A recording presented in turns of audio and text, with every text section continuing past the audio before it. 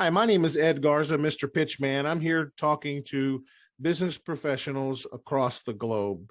Today, we're in Canada, and I'm in Tennessee, and I'm talking to a good friend of mine, Francois, and we're going to talk about how you can become more. That's what really matters in life, right? Always looking to improve. The Kaizen principle says, what can you do to make things better? Well, that's what we're hoping to do today, to make you better. And by meeting this gentleman so that you can start growing in the path that you desire the most, and that's to becoming a better person, whether it's better health, better business, whatever category in life that you need to improve, this is the man you need to meet. Francois, it's great to have you here today, brother. Ed, thank you. I appreciate the opportunity to be here and how to become more indeed, because that's how we experience life. There's only one way, it's through us. And if this is screwed up or stops or puts the brakes on, well, we're not experiencing life as much as we can, nor helping others experience it as great as they can. Absolutely. So before you started doing this, though, I think it's important for people to understand a little bit about who you are, right? What prior to your company and what you're doing now, tell us a little bit about the path that you took to get here. Where were you before? What were you doing? And how did you come to this conclusion and where you're at now? Interesting question. When I was 18 years old, I'm 60 right now, 42 years ago, someone invited me to a meeting. There was this guy on stage. I think he was 5'4". I'm 6'4". 5'4", and he was dancing around talking about all sorts of things. He was an Amway distributor. The name Bill Britt, the amount of money, $60 million a year he was earning. I was 18, I was blown away. But then he said something that was very interesting. He says, do you know people in life that say when good things happen to them, yes, that's it. They say, oh, this won't last. If I make some money, I'm going to lose it fast. And I'm saying, wow, I know people like that. I knew someone that had said, hey, I just had a $10,000 bonus at work. And for some reason, I know it's going to go. And then the next day, you know what? I scrapped my car. I need to get a new car. It cost me 10 grand. And I go, how do these people do this? And that man on stage says, do you know people like that? I says, yeah, I know people that do that. He says, do you know, and this is what changed my life, Ed, do you know that you can do this the other way? Then he got my attention. Says, what do you mean? You can intentionally decide what you want out of life, and life will give it to you. I go, this is a concept that was totally foreign to me. I thought that life just happened to you, but this guy was saying you can intentionally create what you want and seek for the good and therefore find it. What a concept. And 42 years of studying. I read over 650 books, spent over $150,000 on personal development. And that's what led me to so many different things that I did, to now making a difference in people's lives by helping them harness what it is that they have inside of them and taking it out there so that not only they can present themselves in a better way, but they can impact people in a better way, and their people, a rippling effect. As you can tell, I am not enthusiastic about this at all. Wow. I'll tell you what, I love what you say, because it reminds me when I was a freshman in high school and I was playing baseball at a very prestigious school in Texas that was really good at baseball, in Bel Air, Texas. They had a great baseball team. A lot of people came from Texas that were good ball players, like Nolan Ryan and the pitcher from Alvin, Texas, and just a lot of things, good things came out of there. Well, anyway, I was a good hitter growing up, and I remember I had a batting coach. It was that would, the first 2 weeks, I think, of learning to hit the ball the way they wanted us to was without the ball, just the bat and instructions.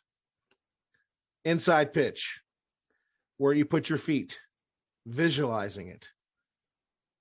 Outside pitch, down the middle pitch, hit to right field, hit to left field, right? Depending on the situation, visualizing it and stepping and taking the action and repeating that over and over and over and over and over again. And then it came time to hitting the ball in a game, and you had a guy on third base. Where do you want to hit the ball? You don't want to hit it right towards over the first baseman's First base, yeah, absolutely. correct, over his head. So you were looking for that outside pitch, right?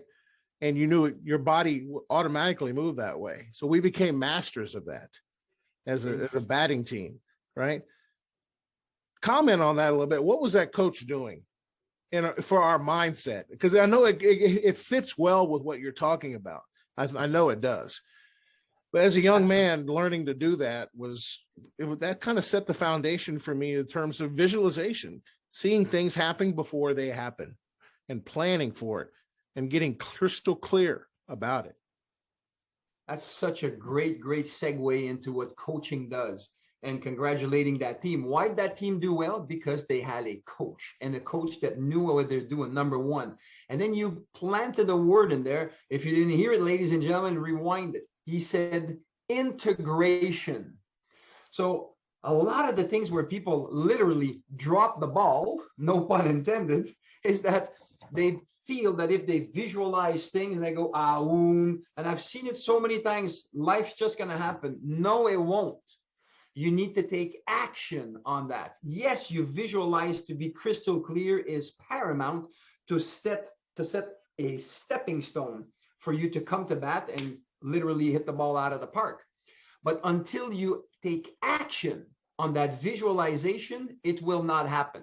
Another analogy of this, you can read all the books on how to ride a bike, listen to and watch all the videos on YouTube on how to ride a bike, until you put your butt on that bike and you go and you fall maybe a time or two, but you assimilate, and the word again, integrate everything that you've read about into taking action, you will never ride a bike. But once you do all that preliminary work and then you take the action, I can guarantee you, you're 30, 40, 50, 60, 70 years old, you still can ride a bike. Why? Because you visualized and you integrated by taking action. Then those things and skills become permanent. And that makes a hell of a difference. Interesting. And as you're talking about that, I bring up another experience I had was with and hopefully it segues to what you do with your company. And there's no doubt it does. But I remember I was at a barbecue restaurant, and this is a very successful restaurateur that I had the privilege to go to an event that he had. It was a small group of people just tasting his food, right? And it was phenomenal.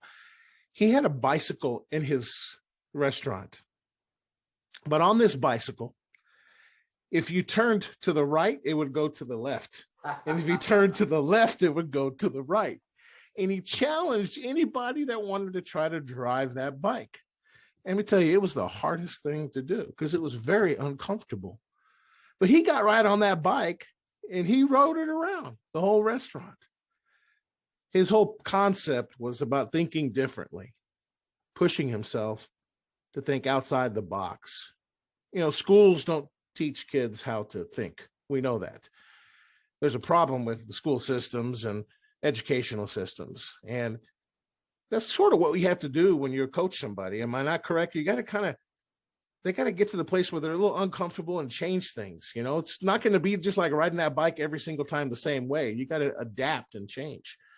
Comment a little bit on that and that way of thinking, because can you imagine trying to ride a bike like that and what it does to your mind, your body, and everything else that you're trying to balance yourself? It's totally uncomfortable. Absolutely. And actually, to that story, to add to the story, the father and the son were trying to ride that bike. And at first, they were falling all the time. But in between the father and the son, guess who learned fastest? What would be your guess? The father or the son?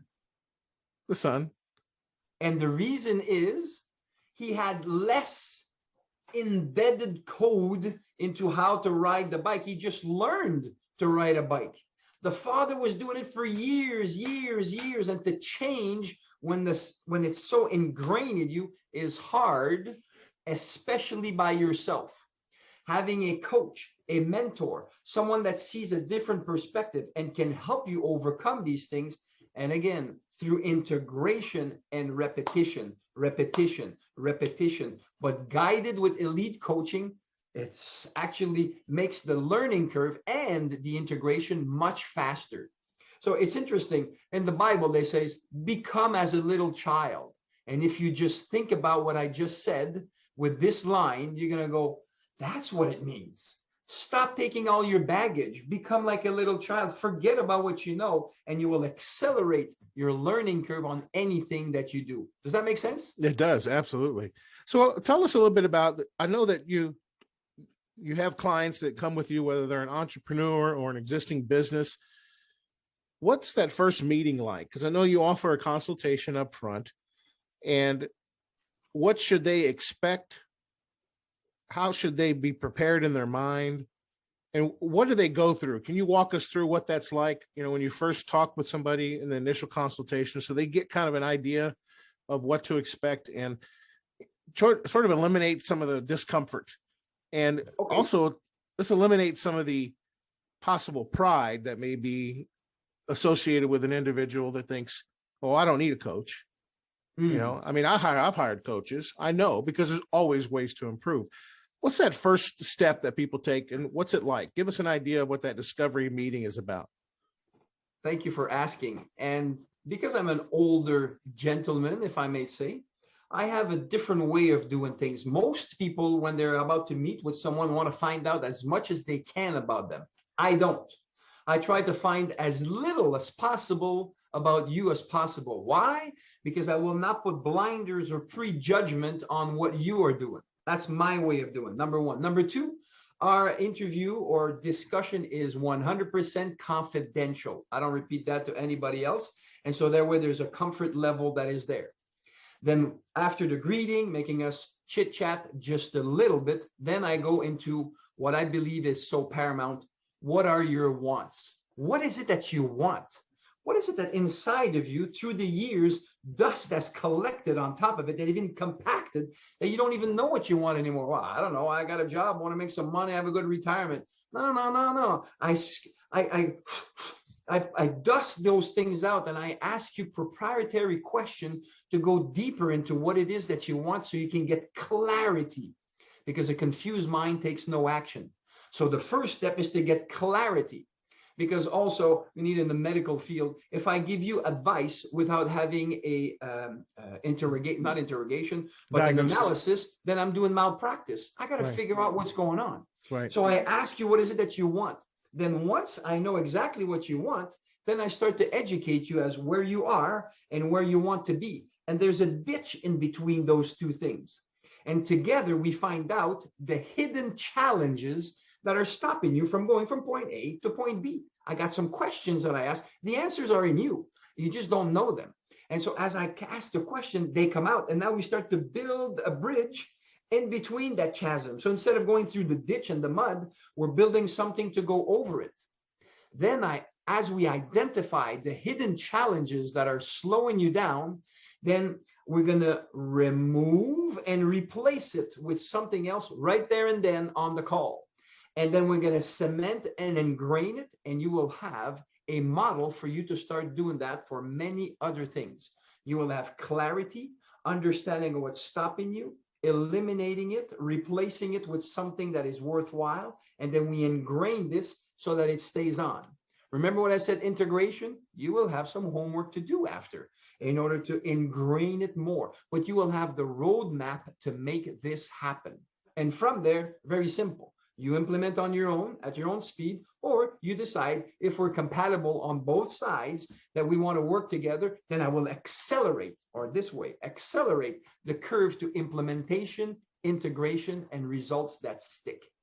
Either way, the first conversation that we have is absolutely free. We find out a little bit more, and I give you some value so you know that I'm shooting from the hip. I'm not just making these things up. I've been doing this for a little while, and I believe that I can help. And so far, everybody that had this call with me was saying, man, I asked them at the end, so what do you like best about it? I says, I don't know where to start, because I provide value, and that's what I can provide to each and everyone watching this presentation right now. Absolutely.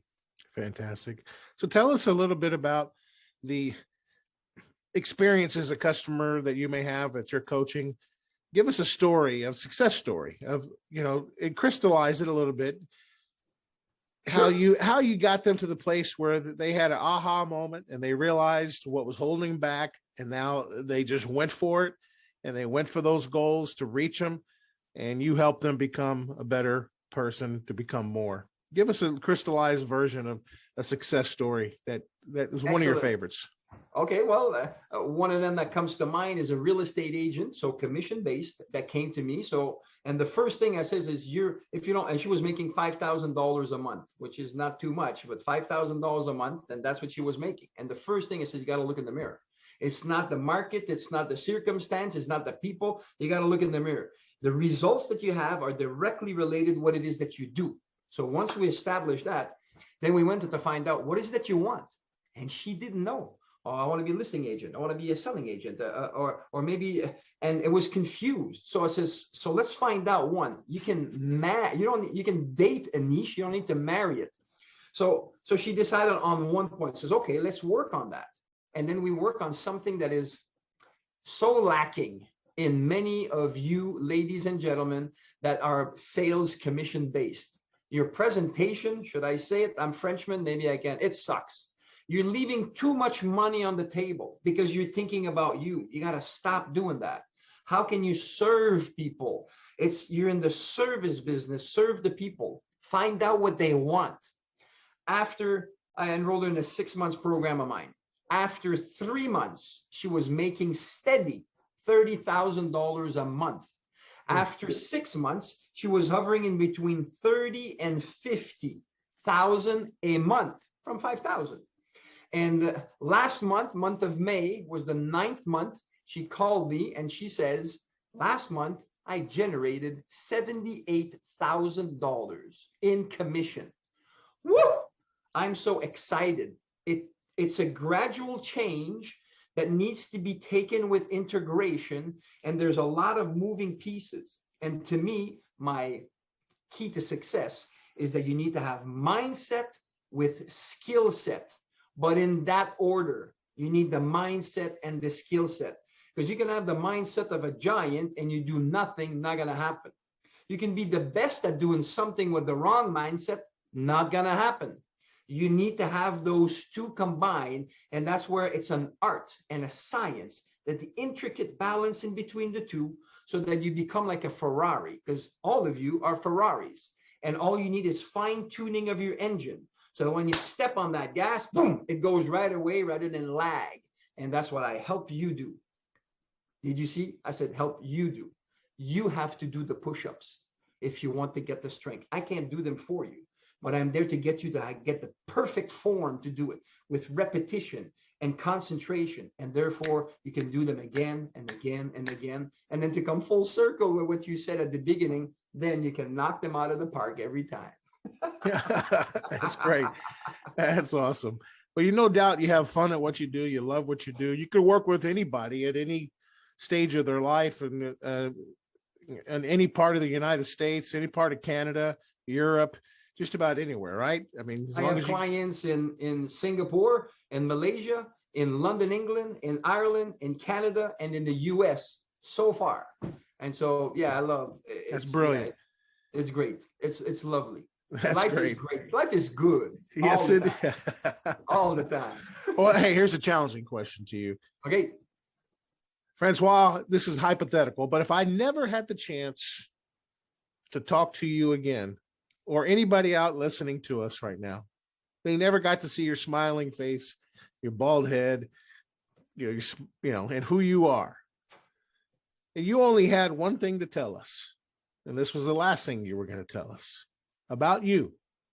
What one thing would you want everyone to know about Francois? That's an interesting thing. I'll answer it in twofold, if that's okay with you. Sure. And the first one is going to be from the heart, service oriented. I did some research and I came with the following results. Right, wrong, or indifferent? I did, many people, and this is what it is. If you do not have a coach that you pay for, and I'm talking about high ticket coach, 7,000, 10,000, 50,000, that kind of coach. If you don't have that kind of coach and you have like free coaches, Google or my company coaches me. Yeah. If you're like that, you make $100,000 or less. If you have one high paying coach, you make in between $100,000 and $250,000 a year. If you have two coaches, you make in between $250,000 and $500,000. And the people that make $500,000 to $1 million have 3, 4, and 5 coaches. My question to you, how many high-paying coaches do you have? And then put it into the income I've just told you. I'm right 99.99% of the time. Get a high-paying coach. You owe it to yourself. Definitely. Number one. Then, and so therefore, I'm looking for and get a good coach. You know, like, come on. You need to get someone that's good, but get a high-paying coach with some great results. So that's my advice if you never see me again. But he says, if it was about Francois, then I'll say, well, I spent the last 42 years and invest over $150,000 on myself to actually be as best a coach as I can be. So you can trust that if you put your trust in me, and that I feel that we are a mutual benefit, good fit. And by that, I mean, I might not be, my enthusiasm sometimes might bug you, or you might say, man, this is what I need. So then we're a match. If we're a match, let's get together, explore insights and opportunities, because going back to the baseball, you miss 100% of the shots you don't take. So take the shot. Gamble on you. It's the surest gamble you can get. And when you work with me, you put the odds in your favor, because there's only one way, and that's up. That's my story, and I'm sticking to it. All right. Awesome. Love it. And love you, brother. I love what your energy, your focus, and there's no doubt you could help somebody become more. And that's what it's all about in life, right? I don't care how down you may be or how up you may be. There's only one way you want to go, and that's up, right? And, you know, of course, in America, people are facing a lot of issues right now. We were talking about that prior to this interview. You know, the most important thing you could do if you're in a horrible situation is to take action, something that's uncomfortable. Get a little uncomfortable. I was on a call earlier today, and somebody told me when I asked them that question, they say, you know what, do something risky today. Something that makes you feel really uncomfortable. Just do it. Whether that's picking up that phone or doing a webinar or doing something different that makes you feel uncomfortable, and just continue to do something and look for ways to improve. You know, that's kind of my encouragement. I think Francois would agree. You know, take some action, do something different to change your life, hire a coach, get engaged, do something different in your life that's a little risky or a little bit fearful, where you just got to do it. And whatever it is, whether that's forgiving somebody, because that's becomes very important, or maybe it's calling to apologize to somebody, get that burden off of you so you can move, right? There's a lot of things that hold people back, and don't let forgiving someone hold you back, because that can hold. May I make a comment on this? You sure may. I love what you just said. When you're holding a grudge or holding something against someone you don't want to forgive, you're holding on to it, right? You see me, you get into my world, your life gets better, you make more money, but I'm very visual. So if you're holding on to something and you're not letting go, man, I'm in the right, they're wrong, and you're holding this, and then Ed wants to give me, I don't know, a new car. Here are the keys, Francois. Oh, hey, as long as I'm holding on to this stuff, I cannot go, okay, I can receive. So when you're holding on to grudges and bad things, you're hurting yourself more than anybody else. Because as you're holding on, you cannot receive anything else. So you're stuck, you're where you're at, and that's where you'll stay, which is not good. So let go. I said, let go and let God. Let go. And as you let go, forgive. Then your hands open. Then you can start to receive, and you become more. And then you can contribute more to people. Yeah, and you had a string with me, brother. When you talk about forgiveness, forgiveness is so important. Oh, it's easier than we think. You just make a decision. Okay, let's forgive. And think about this. Are you perfect? Of course we're not. So why do you expect someone else to be perfect? That's I right. like that little tag that people have. It was a seminar that we did at one place. It says WIP. That's what it was. You know what it stands for? Work in progress. There you go. That's what it is. We're all work in progress. And don't judge me because I sin differently than you. We all come short. So let's forgive one another and build on the good that we have to offer. And when we do that, we make it a better world for ourselves, people around, and then legacy. I know that's what my fiance and I, if I upset her or she upsets me, we have 3 words that we say to each other. Hey, I'm over it. Then that means, you know what? It's done. I forgive you. If I say I'm over it to her, or she says I'm over it to me, I know it's done. It's forgiven. We have an agreement, right? So start with the people in your, in your influence, your spouse and your kids and everything like that. I mean, start there. Get the code words. For us, it's, hey, I'm over it. Whatever it is, just get over it and get moving. So, Francois, we could talk for hours about ways to improve your life, but hopefully this was helpful to a lot of people. Hey, and we got some tips that we're going to be working on too. So stay tuned to that.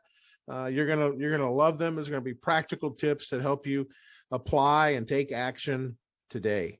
So thank you very much, Francois. It's great to connect with you, and I'm sure we'll talk some more. I appreciate your time today, sir. And if people want to get a hold of me, howtobecomemore.com, howtobecomemore.com. You can go in there and there's a schedule a call. It's free. Take the chance on you, not on me. Until then, make it a great day. Thank you, Ed. You're awesome. All right. Appreciate it, buddy.